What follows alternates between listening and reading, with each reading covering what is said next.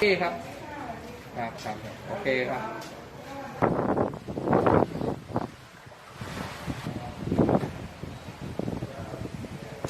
ย้อยต้องขอขอบคุณทหารจากกองทัพบกนะครับที่มาดูแลประชาชนไม่ได้เฉพาะดูแลโรงเรียนอย่างเดียวที่ผมได้ทราบข่าวที่มีการขอตายด้วยช่วยเหลือประชาชนในเขตวัดคงย้อย